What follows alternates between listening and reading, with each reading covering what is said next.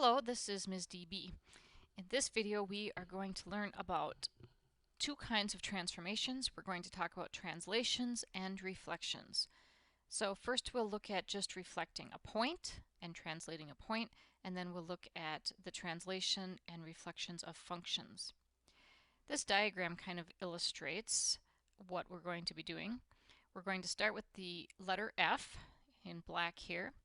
A horizontal translation moves it 2 units to the left, so every x-coordinate would be 2 less than it was originally. The y-coordinates would stay the same. The blue F has been reflected over the y-axis, so every x-coordinate would be the opposite, the y-coordinates would be the same. The green F has been translated down. This one's been translated down 3 units. Every x-coordinate would remain the same, but the y-coordinates would decrease by 3.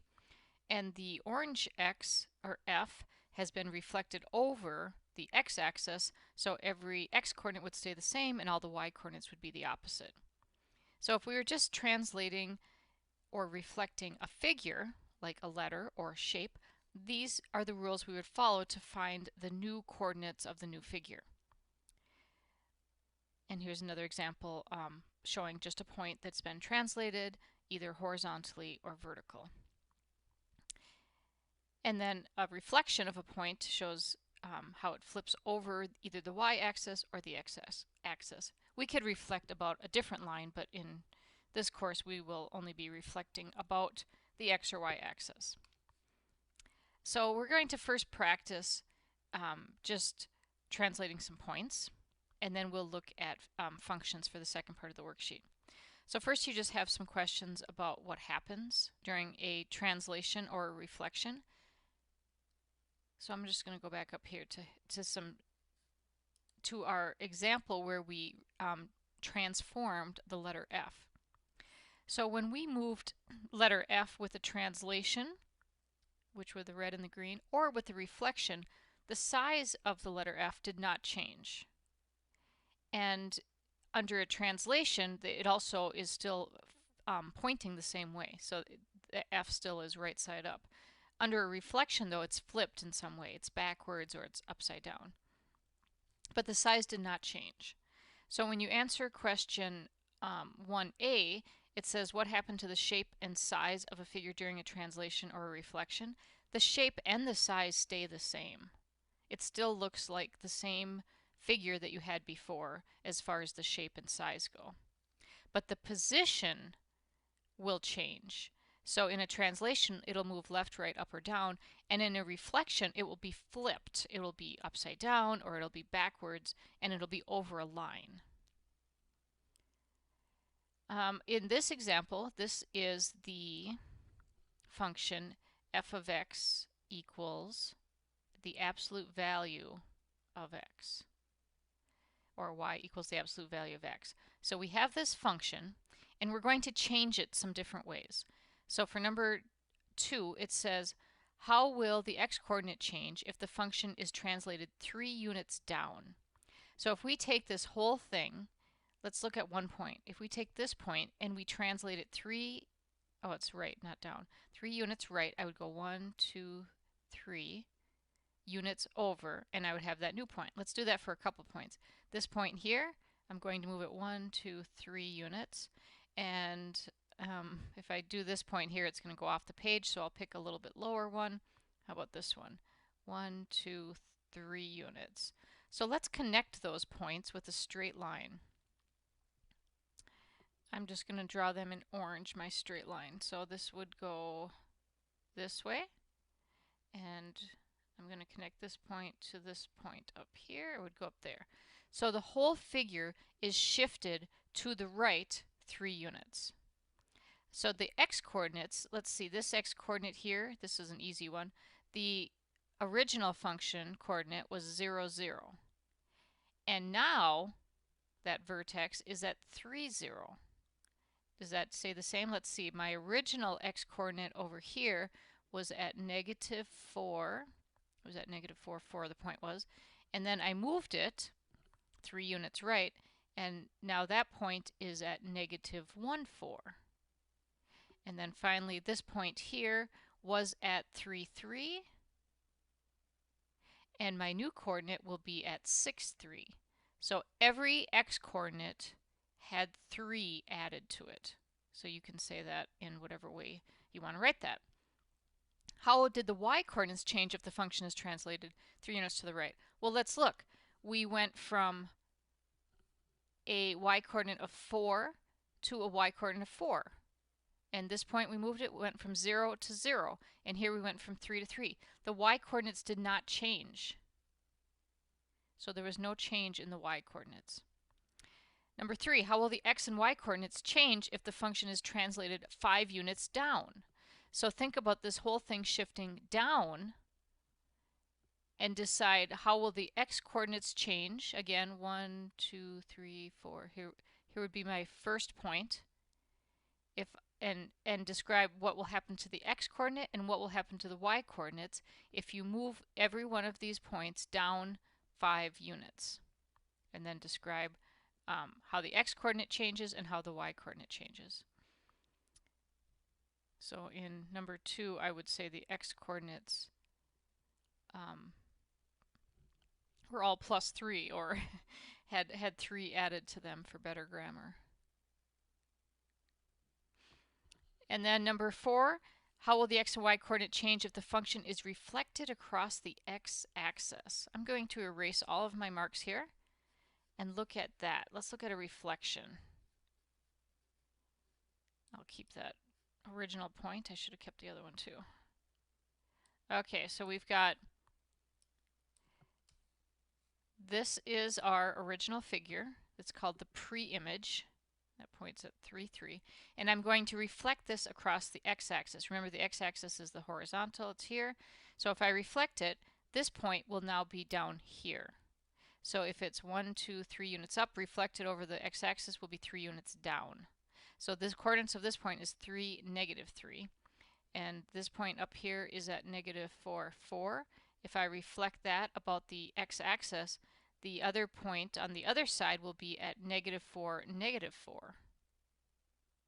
So I'm going to be going, and the point at the origin does not change. That point at 0, 0, when you reflect it over the x-axis, you don't really, it just stays there. So the image, which is what happens after a transformation, is now shown below the y-axis. So the x-coordinates, if you'll notice, we went from negative 4 to negative 4. That didn't change. How about on this one? We went from 3 to 3. Did not change. So the x-coordinates are no change. How about the y-coordinates? The y-coordinates went from 4 to negative 4, 3 to negative 3.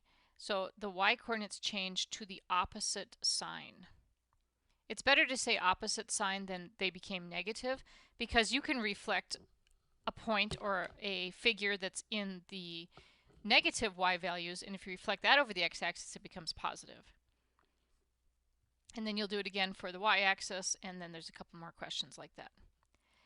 Then in the next section, you're going to take a point, which is kind of glowing pink over here.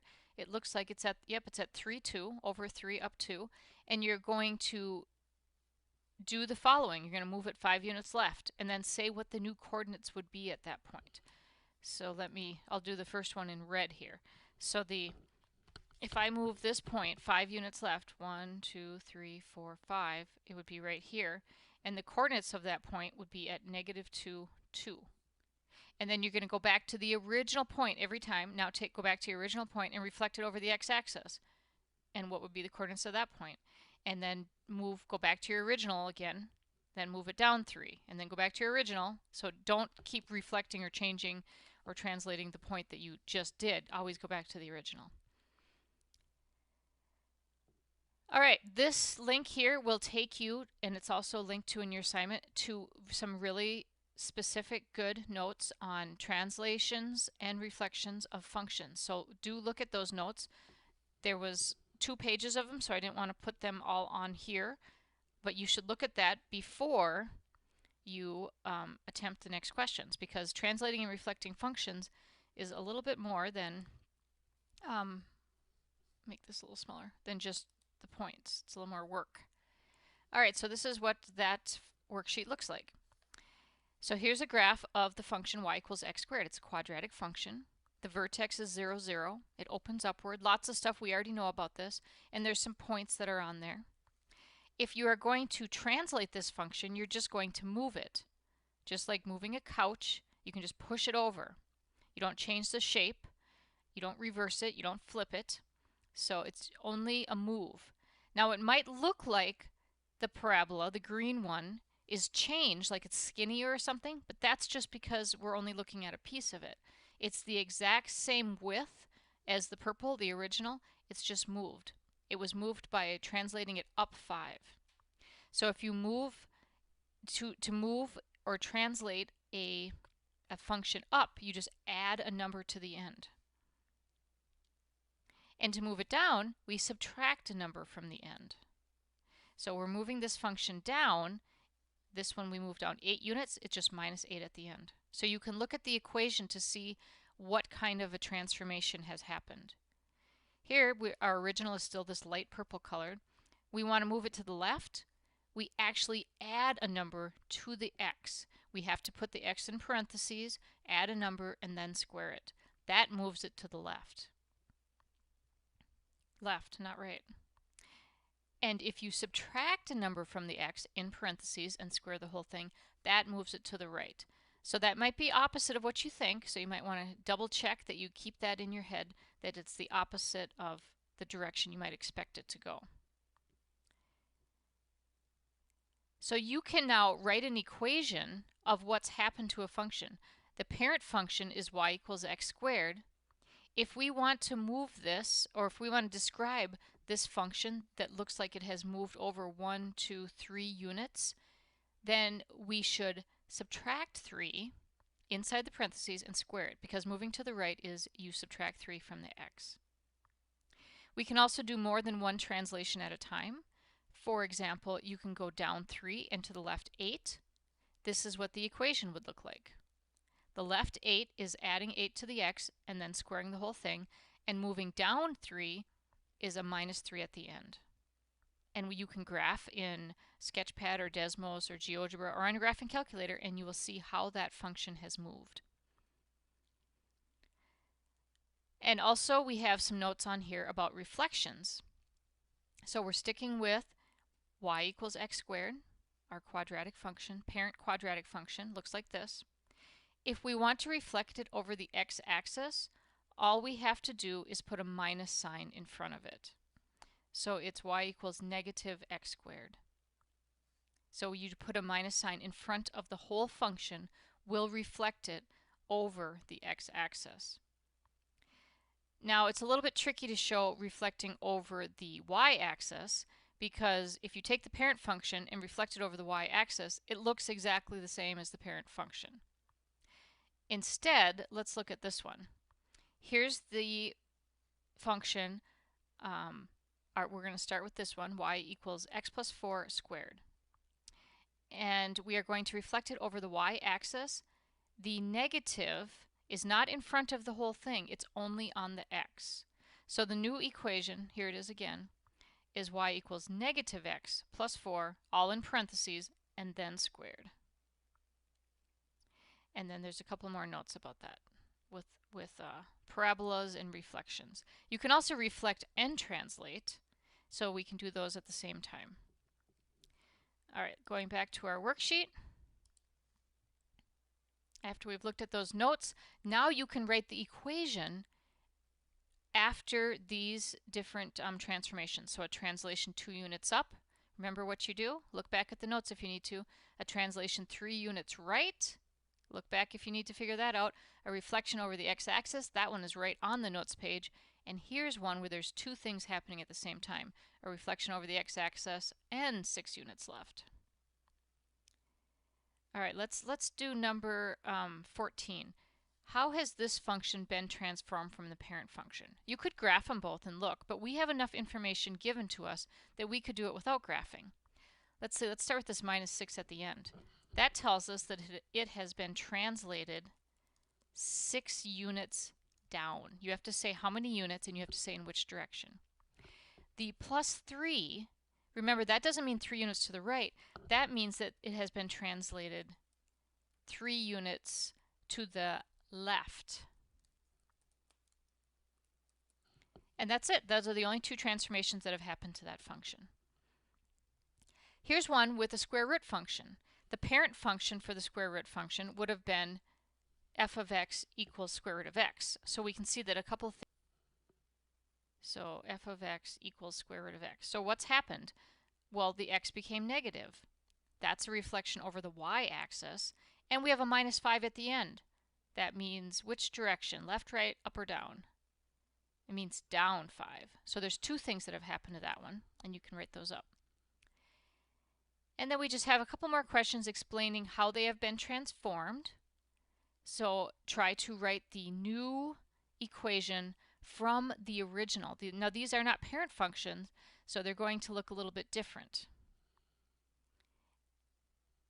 And then in number 18, we are starting with the parent function of the absolute value function, which is f of x equals absolute value of x. And then these things have happened to it. This has been changed from the original. So for each one of these, you need to say what happened. Let's look at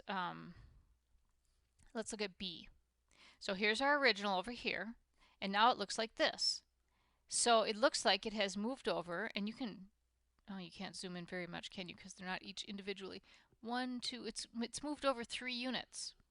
So we would say, is that a reflection or a translation? That is a translation. So you can highlight these, or you can underline them or circle them. It's a translation of the function, and it is 3 units, and then you have to pick if it's left or right. And it is right. And we don't need this part because it did not move up or down, so we don't have to do that part. And we don't have to do this part because it's not a reflection. So there's different parts of the sentence or the statement will match different ones of these. And now we have to do the new equation. All right, so my original equation was f of x equals the absolute value of x. And now it's going to be the absolute value of x, what? Now I can't write the absolute value of x plus 3 to move it to the right because that would have moved it up. So that's not right. And you can check these by graphing. I don't subtract 3, that would move it down. I need to do something inside the absolute value bars to move it left or right. Now you can look back at your notes. Is it plus 3 or is it minus 3 to move left or right? And the answer is to move to the right, you actually subtract 3 to the x inside the parentheses or inside, in this case, the absolute value bars. And that would be our new equation. And you'll do the same thing for a couple more problems. All right, that's some good practice with translations and reflections. You can let me know if you have any questions. Thank you.